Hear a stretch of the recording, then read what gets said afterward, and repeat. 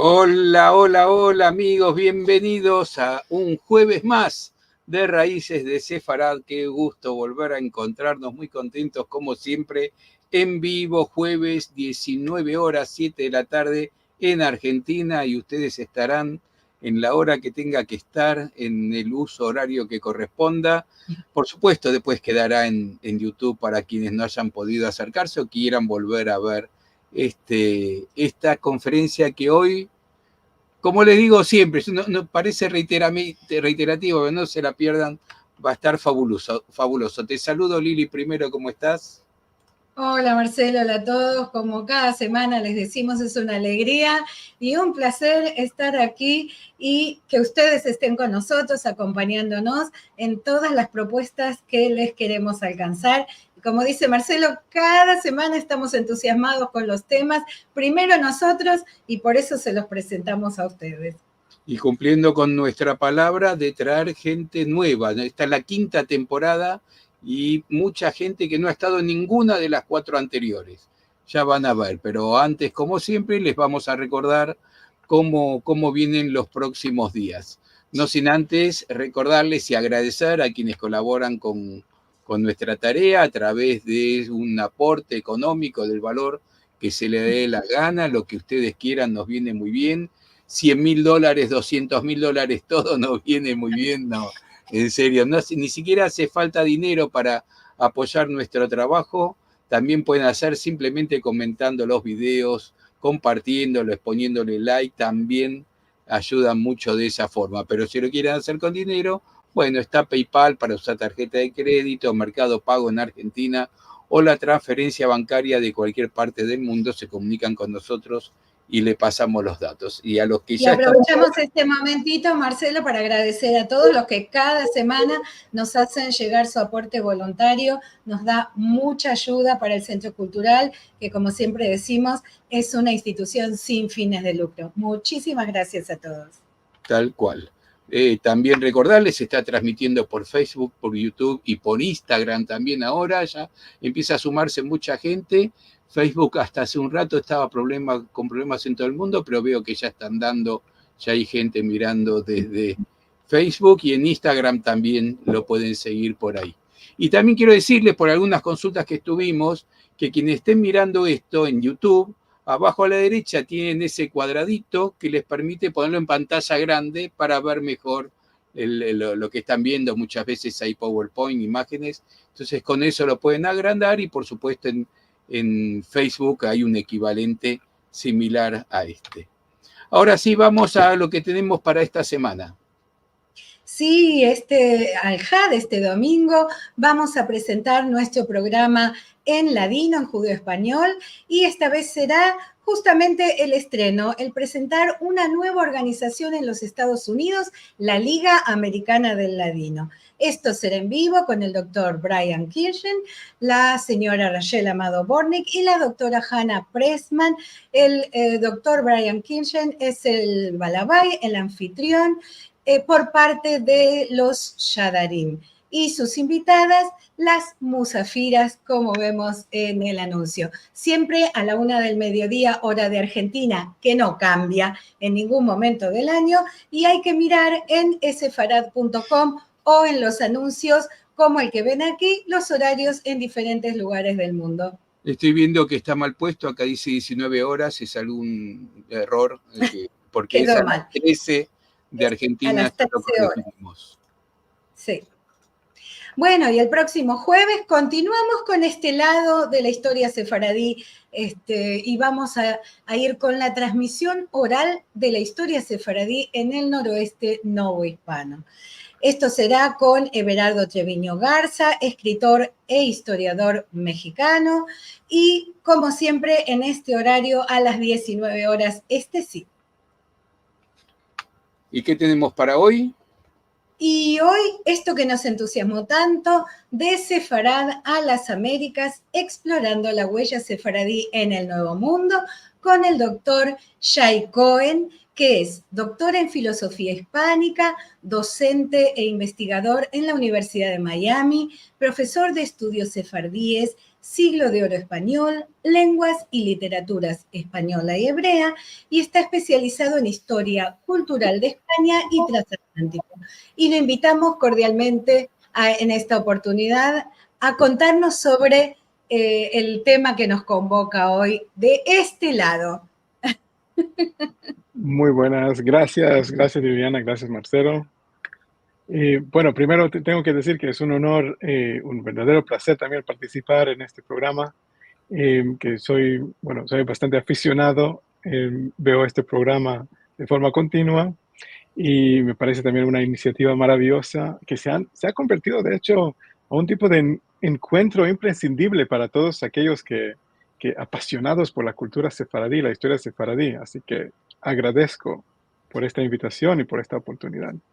Bueno, y para gracias. nosotros es un honor enorme, verdaderamente. Teníamos muchas ganas de que participes en esta actividad y muchísimas gracias por las palabras tan hermosas. Muy bien, Sai, te pongo tus imágenes y te dejamos con la gente y te escuchamos con mucha atención. Muy bien, muchas gracias. Pues muy bien, entonces aquí empezamos. Esta charla la verdad es que forma parte de un proyecto que comencé hace bastante poco. Mi proyecto se titula el Sephardi Spaces y se trata del impacto de la migración sobre la identidad sefaradí. El impacto, cuando hablamos de impacto y de migración, por supuesto, hablamos del mundo desde la 1492, desde la expulsión, hasta hoy en día. Estaba en el año pasado, precisamente, ahí también nos encontramos.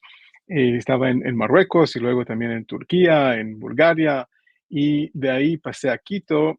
Y en una parte de esta parte final de esta charla voy a hablar de lo que encontré en Quito y en Marruecos. Pero bien, siempre me gusta iniciar estas charlas con un recuerdo, un enlace hacia los judíos peninsulares. No siempre lo hacía hasta hace poco y desde entonces, hasta hace algunos meses, desde entonces empiezo siempre. ¿Por qué? Porque en una conversación que tuve sobre un artículo científico que publiqué, un profesor, un historiador de Brasil, estaba criticando bastante duro el tema del por qué y cómo, por qué lo hago, por qué relaciono la literatura sefaradí, la literatura judía de la península ibérica con el mundo sefaradí, algo que a mí me pareció bastante obvio. ¿Y por qué es obvio? Porque vemos muchas características culturales, identitarias, que nunca han dejado de ser parte de nosotros, parte de nuestra identidad. Y en esta relación, precisamente, tenemos el libro, bueno, el texto de Yehuda Al-Harazi, que está hablando de la relación entre mar y tierra. Y en aquel momento, como sabemos, los judíos ya estaban bastante comunicados vía marítima, no solamente para el comercio, también para migración, para familiares, incluso para la transmisión del saber judío. Y esto lo que tenemos aquí es que cuando dicen que la distribuyó, ¿no?, en dos partes, a la tierra, mitad tierra y otra mitad agua. Pero la idea es que el mar fuera un rey y la tierra una esclava prisionera. Y en algunos modos los judíos se sintieron así en la península ibérica, en muchos otros lugares, porque el mar siempre ha sido como una vía de escape, ¿no? Zarpar al mar abierto. No solamente este texto de Al-Harizi, pero también el texto de Ibn Zabarra, que ahí dice el hijo a su padre, pues envíame al otro lado del mar, comerciaré y veré diversas tierras y regiones, hombres instruidos, hombres de sabiduría, discernimiento, y aprenderé de su instrucción y discernimiento, y tomaré de su conocimiento y sabiduría. O sea, aprender del más allá. Y ahí empezamos en siglo XV, finales del siglo XV, siglo XVI, la era de la exploración. Ahora, ya sabemos, 1492, tenemos la expulsión de los judíos de España y al mismo tiempo tenemos a Cristóbal Colón llegando al Nuevo Mundo en aquel entonces y para ellos, y ahí tenemos a Luis de Torres. La historiografía dice sobre él, especialmente si hablamos de los estudios de Cecil Roth y de Keyserling, la historiografía habla de este judío convertido, probablemente convertido precisamente antes por la expulsión y la conversión masiva de 1492, todos los que no salieron de la península. Entonces hablamos de un judío porque es recién convertido, entonces probablemente no muy católico, o sea, judeo converso, judaizante probablemente, y también por las decisiones que ha hecho y su instrucción. Christopher Columbus, o sea, Colón, la llevó por ser su intérprete, porque sabía arameo, sabía hebreo, sabía árabe, sabía romance español, por supuesto, y entonces necesitaba un intérprete con la esperanza de que pudiera comunicarse con los pueblos asiáticos, obviamente, que esto es lo que Colón esperaba encontrar. La historia de Luis de Torres es que llegó, se quedó, no quiso volver, no quiso regresar a España, se quedó ahí, se hizo amistades con la gente indígena y al final murió pocos años después, no se sabe exactamente cuándo. Pero ya tenemos el primer judío o judeo converso tocando tierra en el Nuevo Mundo y es Luis de Torres como el primero. Lo interesante que pasa después es precisamente la información que llega o la recepción en el viejo mundo. Es súper importante porque así podemos ver qué tipo de personas que querían también zarparse hacia el nuevo mundo y qué tipo de personas utilizaron también esta información como una novedad que puede tener un impacto en el ambiente judío en Europa y en las comunidades judías alrededor. Y ahí tenemos a Farisor, Abraham Farisor, con su Igeret Orjotoram, se conoce como la primera mención judía, no la primera mención obviamente, pero judía sí, del Nuevo Mundo.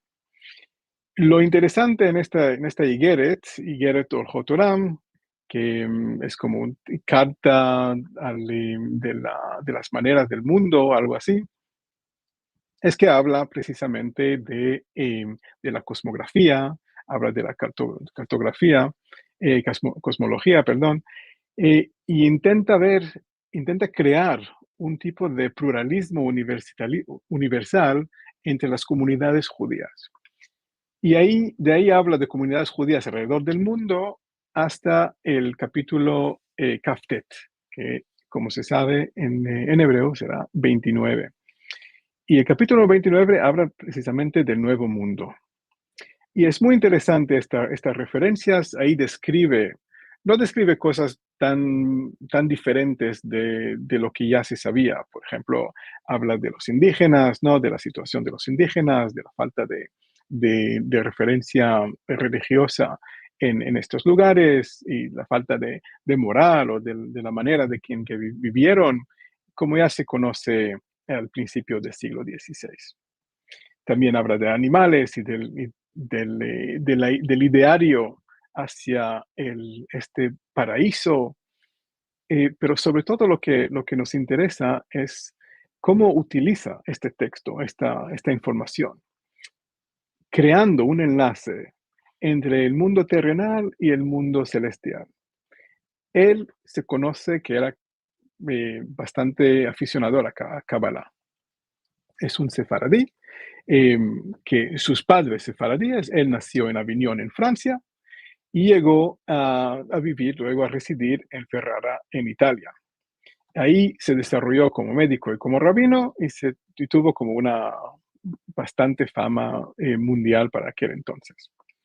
Entonces, él utiliza este texto como un tipo de símbolo del nuevo mundo y la exploración y la interpretación simbólica de un descubrimiento de un nuevo mundo. viéndolo como un paralelo y un reflejo entre los conceptos espirituales, la revelación de algunos aspectos ocultos de la divinidad, como podemos saber, o sea, aquí tenemos una revelación, un mundo completamente nuevo, entonces, y si todo está dirigido por la divinidad, por Dios, entonces evidentemente es Dios que quiere que conozcamos este nuevo mundo. En el contexto de misticismo y la Kabbalah, pues la cosmografía puede interpretarse como un marco eh, para concebir una nueva esperanza y la redención. Y con estas referencias de Farisol, vemos que sus escritos podían simbolizar una anticipación de una era mesiánica que como conocemos, y también un poco luego lo hablaremos, el mesianismo del siglo XVII, que es muy conocido y muy extendido en los judíos revertidos y no de Ámsterdam, y Shabbatai Tzvi, por supuesto, con la figura del Mesías autoproclamado más conocido. Entonces vemos varios puntos de interés. Esto es una muestra del texto, porque es aquí en Eretz Hadashah o Terra Nova, es como acaba este capítulo 29, justo antes de empezar con capítulo 30 sobre Gan Eden, sobre el paraíso. Entonces, este enlace hacia el paraíso también es muy interesante. Cómo relacionarse el paraíso terrenal, como dijo Colón, ¿no? Entonces, la idea del descubrimiento, gente desconocida, gente que vive ahí, pero sobre todo animales diferentes, una naturaleza maravillosa, todo esto nos lleva hasta un ideario de paraíso. El paraíso, él no lo relaciona con el nuevo mundo, pero sí que hace que en capítulo 30 inicia un tipo de exploración entre dónde puede ser, dónde puede existir este paraíso. Avanzamos. Y entonces, entre los puntos más interesantes es que ya lo he ido mencionando, a lo mejor se puede también hablar de la idea que los sefaradíes como intermediarios culturales. Esto ya conocemos desde las escuelas de traducción, mucho antes, en Tarragona, en Toledo, etc. Siempre los judíos peninsulares han servido como intermediarios entre las diferentes culturas, la cultura cristiana y la cultura musulmana, en traducción, la cultura del sur de la península, la cultura del norte de la península, etcétera, etcétera. Entonces, pero aquí estamos al principio del siglo XVI, justo después de la expulsión. El sefaradismo necesita una referencia de identidad, una afirmación al legado cultural, espiritual, religioso a lo largo del tiempo que ha vivido. Y precisamente para estos fines tenemos a Farisol con el libro tan interesante, que utiliza en general, solo para cerrar el tema de Farisol, la cosmografía y la cartografía como estilo de herramientas de identidad.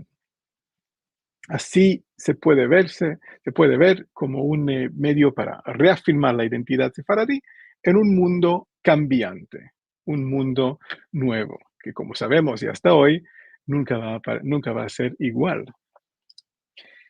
Todo este tema ya se conoce, la exploración, desde los fenicios hasta 2500 años, pero especialmente en siglo XV y XVI.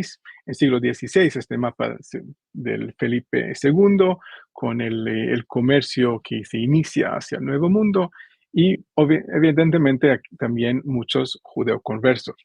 Para los que brevemente este tema del judeoconversos, tenemos los judeoconversos que se quedaron después de la expulsión, se han ido a Portugal. En Portugal tuvieron que convertirse al cristianismo, no tenían ninguna manera de escape o ninguna expulsión de ahí. Algunos años después de la expulsión, en enero de 1497, y ahí inicia una comunidad judeo-conversa con tradiciones judías, que empiezan a navegar por el mundo, sobre todo mercaderes, y se enriquecen. Este enriquecimiento llega a su auge, especialmente con un poquito más adelante, primera mitad, perdón, del siglo XVII, con el conde duque de Olivares, que llevando a los banqueros portugueses a España, para salvar, se puede decir, salvar la economía de la monarquía, y de ahí, cuando se acaba su mandato en 1642, eh, los judeoconversos tienen que desaparecerse porque ya no tienen la protección del conde duque de Olivares y se van hacia Ámsterdam. Y ahí vemos una serie de reversiones del judaísmo, de estos judeoconversos portugueses, y evidentemente, imagino que aquí el público es bastante conocedor, ya tienen una referencia muy potente del mundo sefaradí, pero pasando por judeo-converso en Ámsterdam. Este mundo también, muchos llegan al Nuevo Mundo. Entonces, así que tenemos sobre todo judeo-conversos de diferentes localizaciones europeas que hacen su camino hacia el Nuevo Mundo. El libro de Farisol y todo lo que ocurre en este momento me hace mucho pensar, o siempre me gusta pensar en estos conceptos, estos pilares del libro de Buttigieg y Eckstein, The Chosen Few, que hablan de capital, de redes, de alfabetización y de la aritmética. Pilares que precisamente muestran la importancia del mundo sefaradí en esta nueva configuración del mundo. Entonces tenemos de un lado el capital, entonces ya hemos dicho, mercaderes, banqueros portugueses, judeoconversos, tenemos mucho dinero que se va mediante estas redes comerciales, que tiene que ver con las redes. Hay que recordar, hablamos de judeoconversos que también tenían contactos con la comunidad judía, que a veces se ve, por ejemplo, casamientos entre judeoconversos portugueses que siguen viviendo en España, en Madrid, o en Écija, o en Córdoba, en el siglo XVII, con relaciones familiares con comunidades judías alrededor. Esto podemos ver, por ejemplo, en este árbol genealógico. Entonces, es un ejemplo de Gómez Solís. Gómez Solís, que trabajó para la monarquía española como economista al principio del siglo XVII, y vemos que en su familia hay gente de todo, o sea, de Goa, de Pernambuco, de Venecia, de Ámsterdam, de España también, de Madrid, por supuesto. Y vemos cómo estas redes se han extendido por todo el mundo, dando un refuerzo a las comunidades, pero siempre en búsqueda de, vivir el judaísmo. Y ahí entramos en esta referencia del siglo XVII. Un personaje archiconocido, no hace falta hablar mucho de él, Menashe ben Israel.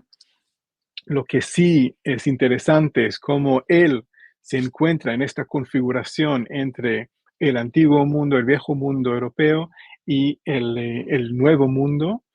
Él utiliza también este ideario, esta relación entre lo celestial y lo terrenal que hemos visto con Farisol, y lo utiliza mediante su libro Mikveh Israel, o Sefer Mikveh Israel, libro de esperanza de Israel, donde cuenta la historia de Aarón Levi, o su nombre cristiano, Antonio de Montesinos, que llega a Quito, a las provincias de Quito, en 1644, y ahí se encuentra con una tribu que habla hebreo. Esta tribu se proclama ser una de las 10 tribus perdidas de los israelitas. Él dice que al llegar empezaron a recitar el rezo de Shema Israel, que es una de las oraciones más importantes del judaísmo. Es muy interesante. O sea, una tribu perdida en la provincia de Quito que habla hebreo y que reza Shema Israel. Bueno, la verdad es que según Montesinos, era una tribu de la tribu de Reubén, que también es interesante la elección de Reubén aquí, porque Reubén, como ya sabemos, hijo de Lea, de hecho, recordamos este nombre por ahora, la primera mujer de Jacob y la hermana de Rachel, también recordemos este nombre por ahora, que es la Benjamina. Entonces, la tribu de Reubén se quedó un poquito afuera de lo que geográficamente hoy es el Estado de Israel, o sea, al este del Mar Muerto. Y el hecho de que Reubén era el hijo mayor es probablemente la razón también por la elección de esta tribu como la tribu hebrea, la tribu israelita de las Amazonas, porque sí es el mayor, por tanto es primero a salir de casa. Menashe ben Israel transcribe esta historia en el prólogo y lo utiliza como para sembrar la idea. Él no dice, yo lo confirmo o es así. Él simplemente dice, bueno, aquí tenemos la historia de este Montesinos que me contó su encuentro. Entonces se distancia un poquito, pero suficientemente para sembrar la idea de que algo así pueda ocurrir. Admito que cuando estaba en Quito, en la provincia de Quito, en un poco de investigación, intenté buscar este lugar. Tengo algunas dudas en cuanto a dónde realmente esto pudiera ocurrir, pero no estoy seguro. Lo que está bastante claro es que no es un testimonio muy acertado y comprobado. Em, Evidentemente se ha hecho como un tipo de historia contada para sus fines y ahora vemos los fines, como podemos ver aquí en este texto de la carta de Menashe ben Israel a Cromwell, a Oliver Cromwell en Londres, es que Menashe ben Israel también es conocido por llevar a cabo una empresa fenomenal que es yendo a Londres con un grupo de personas, con un minyan, para convencer a Oliver Cromwell a aceptar de nuevo, de forma al menos legal, porque también los judíos existieron ahí, pero no legal, a aceptar de nuevo la comunidad judía. Y aparentemente él consiguió. Entonces, entre el libro de Esperanza de Israel, entre los cuentos que existen ahí en el Nuevo Mundo, el pueblo de Israel, tenemos esta era mesiánica sobre todo es posible. Y esto es muy importante para lo que vemos y lo que vamos a ver también ahora. Bueno, esto es un pequeño breve mención del mesianismo y Shabtai Tzvi, que ya no hace falta entrar en este tema, un tema súper interesante, pero como se dice hoy, esto es para otro día, otro podcast. Lo que sí es interesante es ver cómo esta aspiración a la presencia judía en el Nuevo Mundo ha llegado casi a cumplirse. ¿Y cómo? Tenemos de un lado tenemos la América, ¿no? Este nuevo mundo reivindicado como ascendencia judía de las Américas, inspirando, perdón, inspirando ambos judíos y cristianos, desde la llegada de Colón hasta el siglo XVII. Y aquí lo que empezamos a ver es una narrativa mesiánica para ir y poblar este lugar.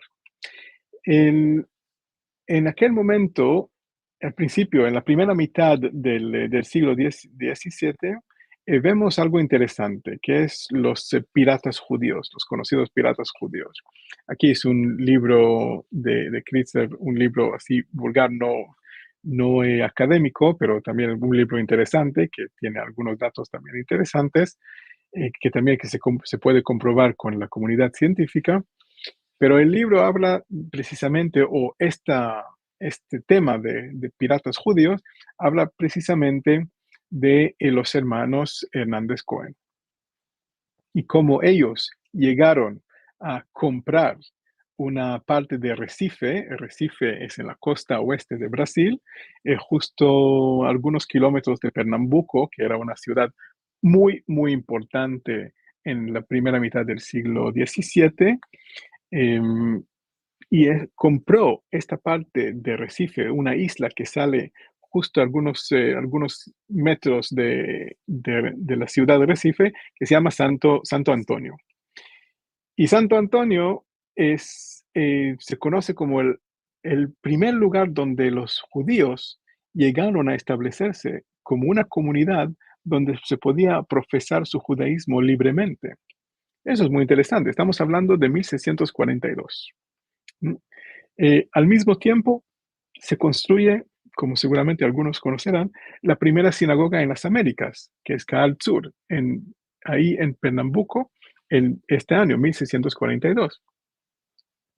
Y durante un tiempo, bajo la protección de Moisés Hernández de Cohen, Moisés Enríquez Cohen, ahí vivieron los judíos hasta que los españoles consiguieron conquistar de nuevo esta zona de las manos de los holandeses.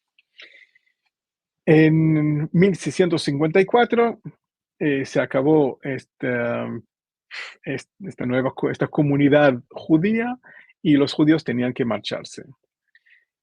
Un poco después llegamos que algunos de ellos, precisamente en 1654, empezaron a marcharse, pero hacia Nueva Ámsterdam, lo que se conocía como Nueva Ámsterdam, hoy Nueva York, y así 23 judíos, una delegación, un barco de 23 judíos sefaradíes, refugiados, como se dice, entre comillas, grandes y pequeños, llegaron a establecerse como la primera comunidad en América del Norte, en Nueva York. Tengo que decir una cosa entre paréntesis, que también se conoce de algunos judeoconversos en San Agustín, que es la primera población en América del Norte, aquí en la Florida. San Agustín, que es 6 horas un poco al norte de Miami, es un pueblo, el primer pueblo establecido en 1566, y también se sabe que algunos judeoconversos también llegaron hasta ahí. Pero judíos, profesando libremente su judaísmo, llegaron en 1654. Otra figura de interés es Miguel de Barrios, pero así no vamos a pasar mucho tiempo porque quiero llegar a otro tema muy interesante, más contemporáneo. Y es Miguel de Barrios. Personalmente me interesa como una figura ilustrativa de vivir las dos identidades, identidad judía e identidad cristiana. ¿Y por qué? También tiene que ver con Nuevo Mundo. ¿Y por qué? Miguel de Barrios tuvo que escaparse de España, nació en la provincia de Córdoba, tuvo que escaparse de España bastante temprano por un familiar que la Inquisición ejecutó, evidentemente por judaizarse. Él llega a Nice, en Francia, ahí se encuentra con su tía le ayuda a entrar, a encontrarse de nuevo con el judaísmo, pasa a Livorno, en Livorno se circuncisa y ahí se casa también, se va con su mujer, recién casado, con Débora Báez, su mujer, a Trinidad en 1760 con otros 166 emigrantes judíos. Ellos querían establecerse en el Nuevo Mundo, en las islas. El barco se hunde justo antes de llegar a la isla y desafortunadamente su mujer, Débora Báez, muere. Después de un tiempo ahí en la isla, él no sabe exactamente qué hacer, intenta recuperarse del trauma y al final decide volver a Europa. En su vuelta de Europa, y aquí es la parte interesante, lleva una doble vida de 1662, o sea, 2 años después del hundimiento del barco, este intento de llegar a Nuevo Mundo, de 1662 hasta 1675, lleva una doble vida. Miguel de Barrios, capitán de caballos de la corte española de Bruselas, y Daniel Levy, miembro de la comunidad judía Etz Haim de Ámsterdam. Se casa en Ámsterdam con Abigail de Pina Fonseca y tiene 2 hijos. Intenta también trabajar ahí como poeta, pero por su poesía es demasiado áurea, demasiado siglo de oro española. A la comunidad judía local, los rabinos locales, no le gustan tanto. Entonces sigue teniendo esta vida híbrida. Hasta que al final decide, con ayuda exterior, probablemente mudarse completamente y establecerse solo en Ámsterdam. Él, con su pequeña experiencia en las islas, quedó muy impresionado. Y en 1681 escribe un prólogo a Piratas de la América. El prólogo es con 50 mediante 55 poesías octavas titulada Descripción de las islas del mar Atlántico y de América. Y lo interesante en esta obra es que se muestra la latitud y longitud mediante escritos, mediante textos prosaicos, que con un detalle fascinante. Y aquí está, por ejemplo, la isla de Tortuga, otras islas, otras referencias, donde dice, por ejemplo, en grados 38, de norte a sur, ahí se sitúa la isla. O sea, un mapa detallado con 55 octavas, que es fascinante. Entonces vemos la referencia a este tipo de transuniversalismo característico de esta época. Y de Tortuga o el Caribe pasamos a la Florida. Y en Florida es algo interesante, que la verdad que yo no conocía esta historia hasta llegar aquí. Que había un intento del primer kibutz. El primer kibutz seguramente de Estados Unidos, pero probablemente de muchos otros lugares también. Que esto, aquí todavía, en esta zona, todavía tenemos, que está ahí marcado en el mapa, todavía tenemos el condado que se llama Condado Levy. Y ahí había el intento de establecer el primer kibutz de Estados Unidos. Estamos hablando del principio del siglo XIX. Pues Shemuel Levi Ben-Yuli, que nació en 1670, vivió en Meknes, en Marruecos. De ahí se trasladó a Gibraltar. Su descendiente, Moshe Levi, pasó de Gibraltar a finales del siglo XVIII y se trasladó a las Islas Vírgenes, en los Estados Unidos, hoy los Estados Unidos, antes Dinamarca. Moses Elías Levi se casó ahí con una hija de la familia de Aben Danone, que no se sabe exactamente si tiene o no tiene la relación con Danone el yogur, o con Danino, y esto veremos enseguida. Pues este sefaradí marroquí era un mercader de madera y se enriqueció en las Islas Vírgenes y luego se mudó a Virginia. De Virginia, luego se mudó en 1820 a la Florida, en esta década de 1820. Ahí fundó la ciudad de Micanopy, que todavía existe, pero admito que todavía no he llegado hasta ahí. Y según lo que he visto, ya no se quedó muchas cosas.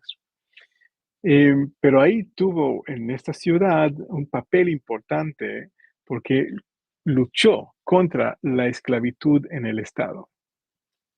Lo interesante también es que su hijo, aquí vemos a Moisés Levi en la Florida, y también es interesante su hijo, David Levi, que David Levi estudió leyes. Y él llegó a ser el primer senador de la Florida. Lo que sí es que tuvo que convertirse. Entonces ya no eran judíos, a partir de David ya era cristiano, pero sigue siendo el primer senador de la Florida.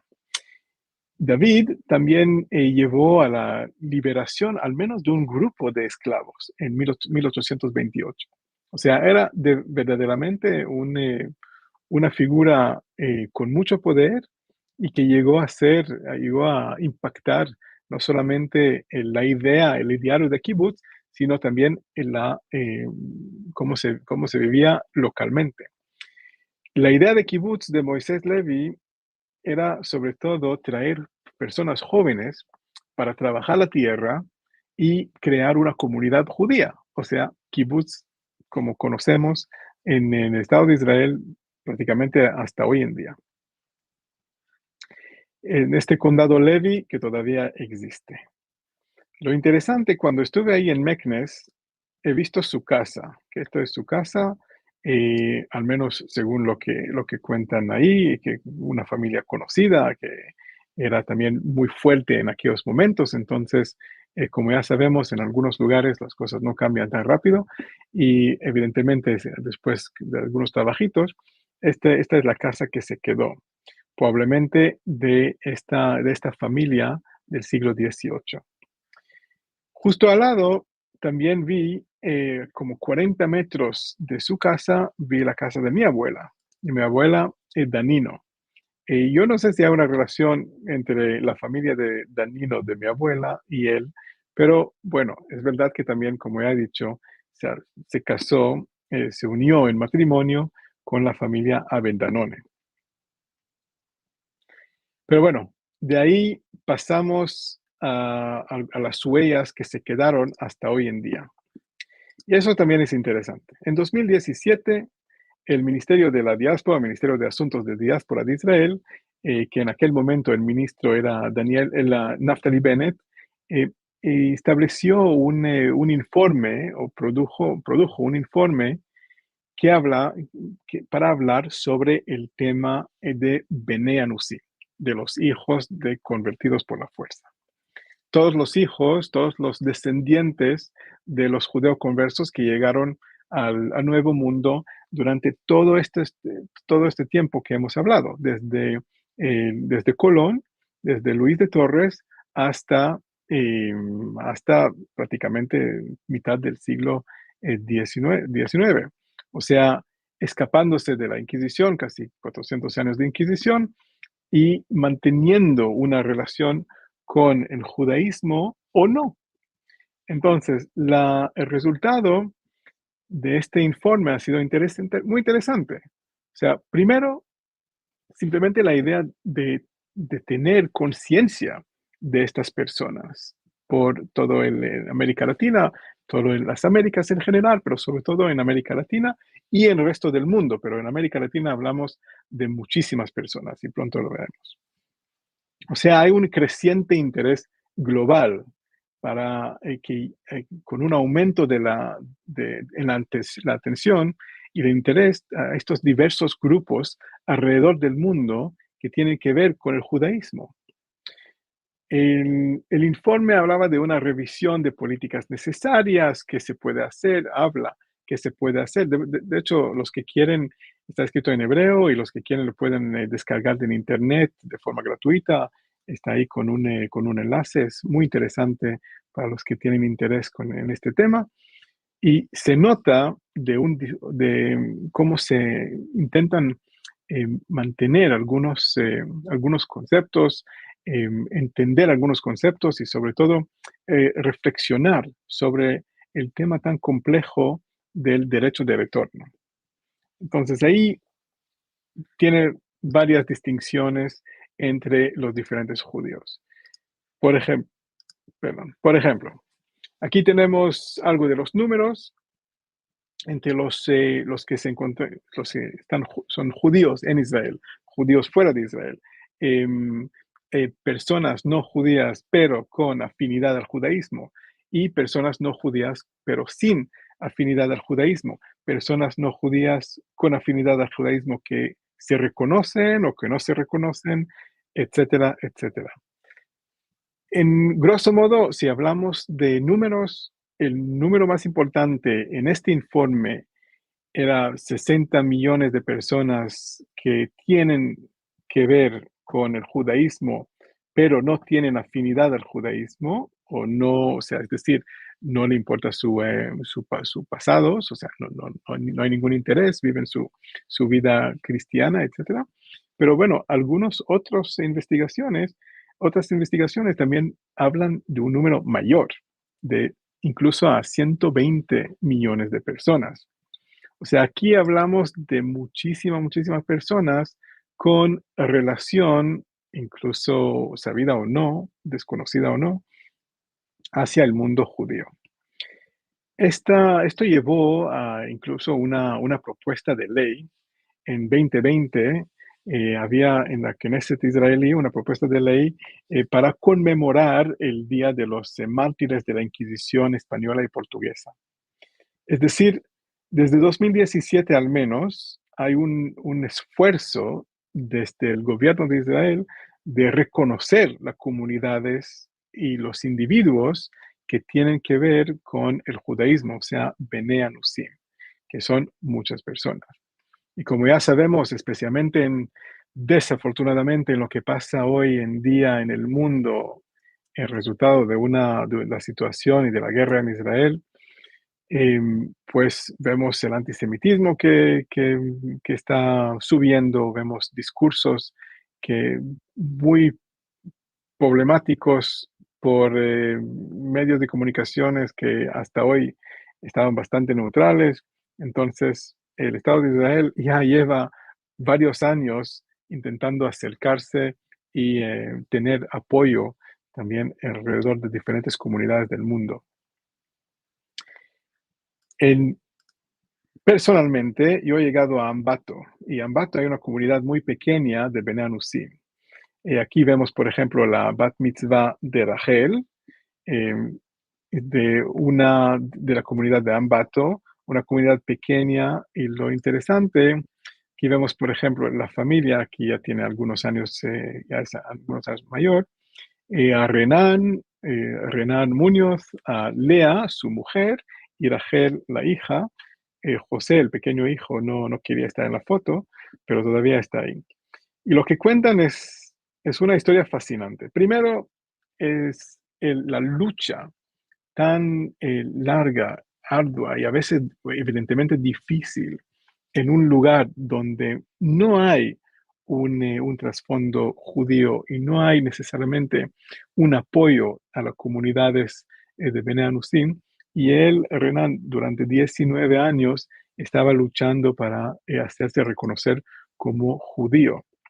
Él cuenta muchas cosas sobre su familia y la verdad es que no solamente yo, todos los que hemos vivido una vida con relación a la migración, lo podemos entender.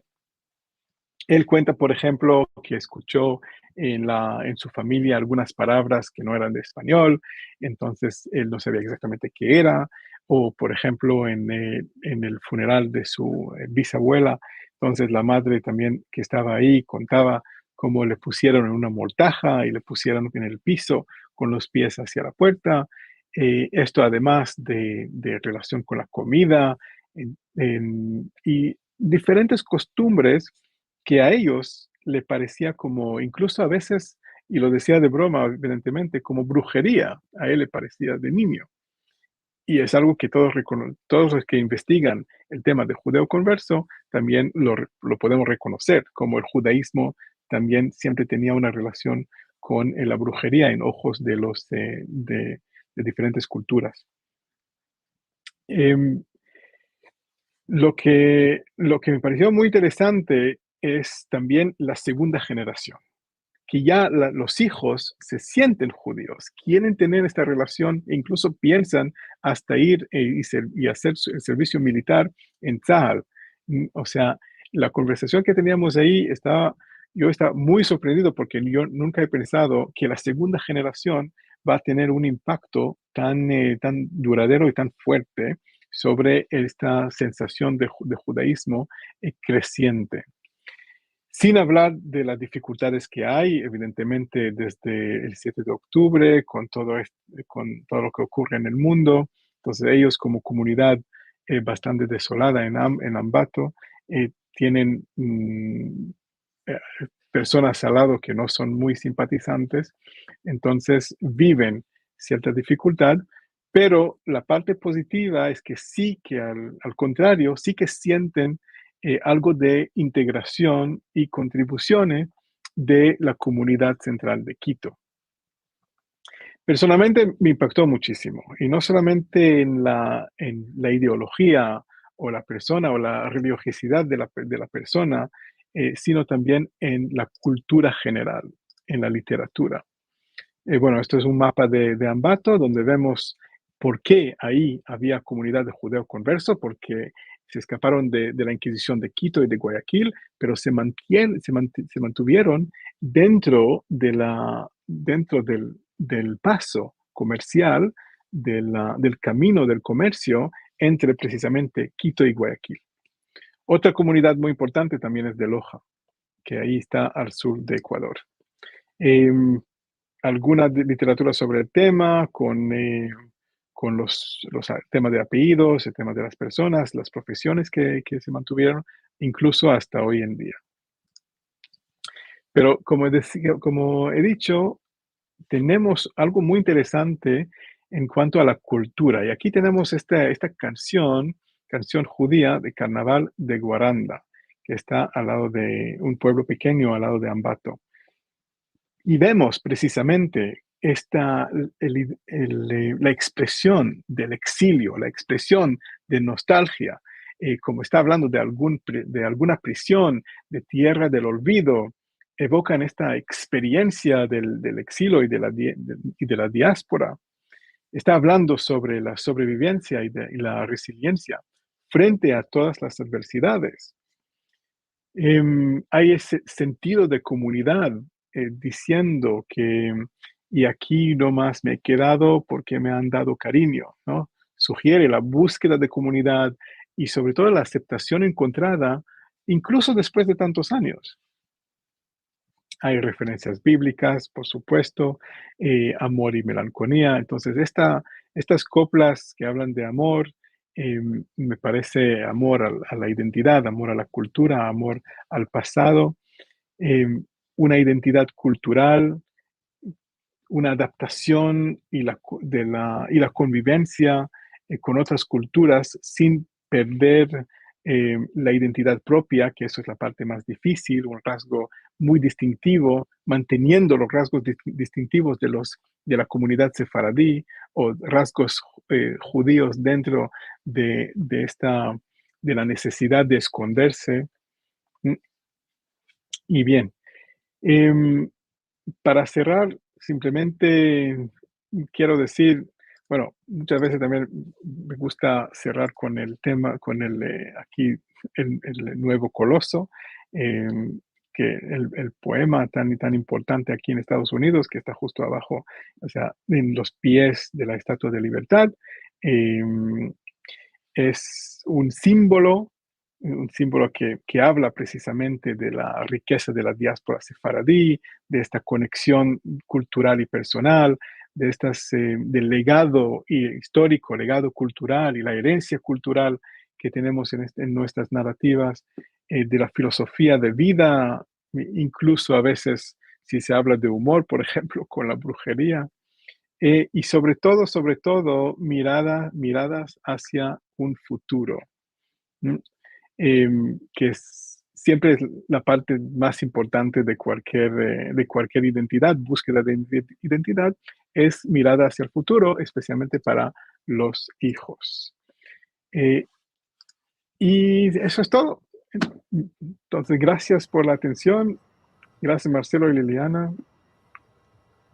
Y si hay preguntas, estoy aquí. Excelente, sí, si hay comentarios ya vamos a ellos. Tú sabes, Shai, que yo siempre digo que cada charla de estas es abrir una puerta para encontrarnos con un montón de puertas cerradas, que son las que ahora hay que abrir. Y creo que nos has dejado hoy un montón de nombres especialmente, que en muchos casos personalmente yo desconocía, Así que nos has abierto un montón de puertas, o mejor dicho, nos has presentado un montón de puertas donde, bueno, mañana seguramente estaremos googleando y aprendiendo algunas cosas. Algunos de los libros que mostraste los tenemos, así que volveremos a ellos con seguridad. Me gusta, qué bien. Puertas abiertas siempre es buena señal. Tal cual. Bueno, hay algunos comentarios. Déjame, aquí está. Temprano estaba Lalo Tregar, un tema de interés. Desde Monterrey estaba. También estaba ya desde temprano Alan Carciente desde Caracas. Mónica Sereniquio desde Montevideo. Desde Buenos Aires, Alejandro Dardic. Adrián Toro Quinteros desde Colombia, saludos cordiales y formales. También saludaba a Andy Mojena. Buenas noches desde Sefará. Muchos se quedan hasta tarde en Europa, en España. Mirá, a continuación hay otro, Ruiz Manuel Monteiro Ángelo, o Angelo de Porto, de Portugal. Luis, qué linda la hermosa Porto. Lili, ¿querés seguir? No te escucho, estás muteada, Lili. Ahí voy. Leonor Bonilla Burton, que no sabemos de dónde nos escribe. Alar Carciente, la Tierra como una bola, lo que implica que es esférica y no plana, como insisten los tierraplanistas. Seguro que algunos comentarios quedan fuera del lugar porque son de los primeros comentarios de la noche. Alan nos dice, Luis de Torres manejaba muchos idiomas, como bien explicó Shai. Alicia Sayag, buenas tardes desde Argentina. Ayer, muy sencillo es ver el lenguaje español, ladino de la población costarricense, y los nombres de ciudades y lugares geográficos en el norte de Panamá, todo Costa Rica, costa del Caribe de Centroamérica.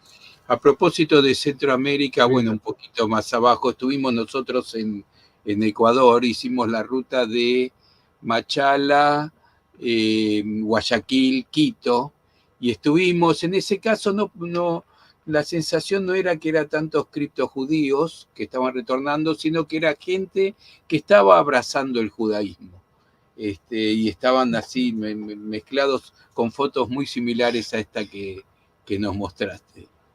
Sí, es muy bello porque se nota cómo las comunidades buscan este acercamiento y es algo que tenemos que fomentar. Más aliados mejor. También estuvimos en Zaruma, donde el pueblo, que es un pueblo que está arriba de la montaña, que vivía por una mina que había por ahí, que todo el pueblo se siente que son descendientes de judíos. Qué bien. Sí, era muy particular porque había un joven en Zaruma que estaba haciendo el camino de retorno al judaísmo, el único, y tenía que viajar para poder estudiar y volver al pueblo que era arriba de la montaña. De hecho, fuimos declarados visitantes ilustres cuando fuimos, porque era, bueno, son judíos con muchas comillas auténticos, entonces nos recibieron con todos los honores. Qué bien. Teixeira tenía algo que ver con García Nací, no debe ser Gracia Nací, si no me equivoco, dice. Joel Ariel Rodríguez, Shalom desde Canadá. Fernando Oviedo Ramos, ¿me podían ayudar con mis raíces si vienen de judaísmo? Hay que hacer un estudio. Con apellidos no podemos asegurar ni que sí ni que no. Hay que hacer el estudio. Y mucho menos con apellidos tan comunes como Oviedo Ramos. Lo que hay que hacer es empezar a dibujar el árbol genealógico y ver dónde se engancha sobre genealogías. Hay muchas genealogías estudiadas y hay que ver cómo se pueden enganchar con esas, como la que mostró en un momento Shai mostró una.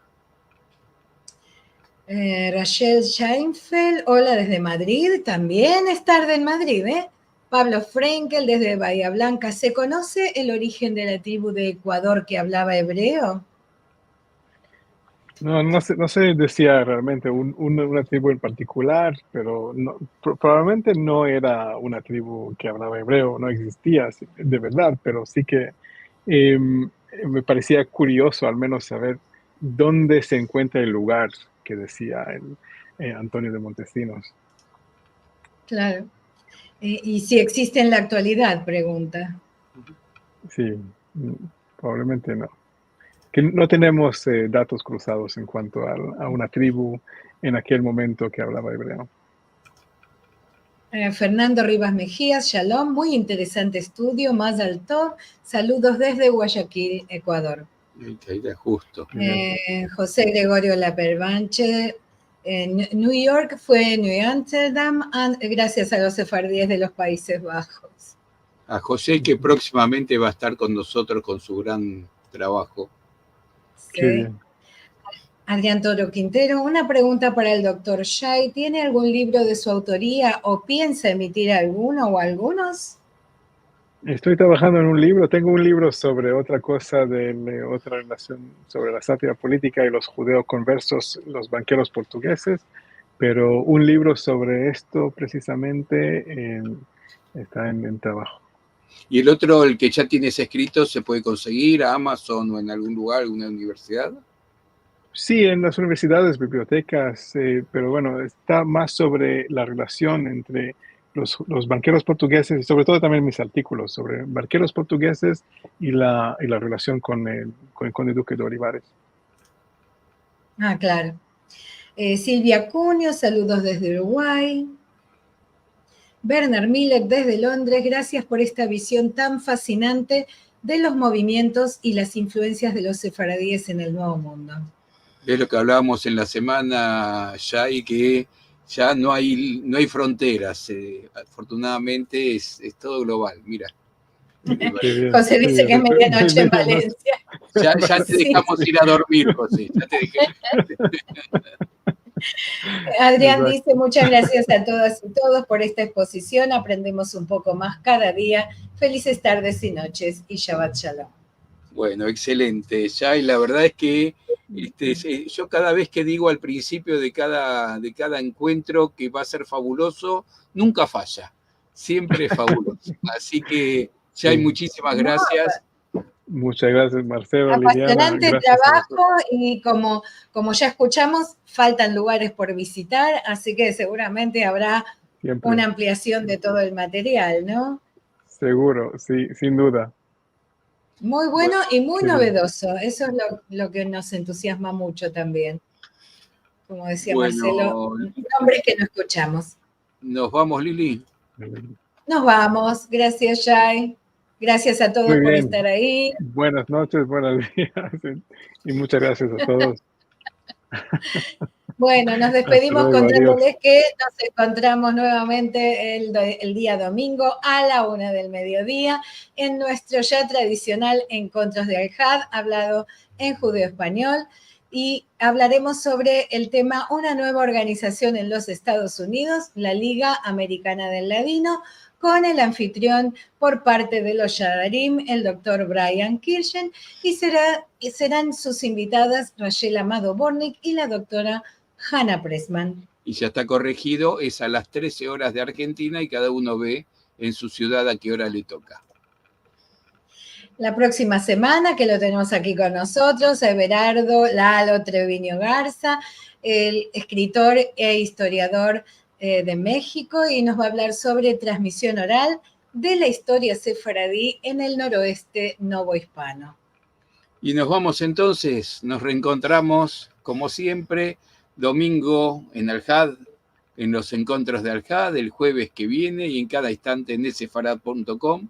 No se olviden de suscribirse al canal y hagan clic en la campanita y se suscriben al canal, que eso nos ayuda muchísimo. Chao. Adiós.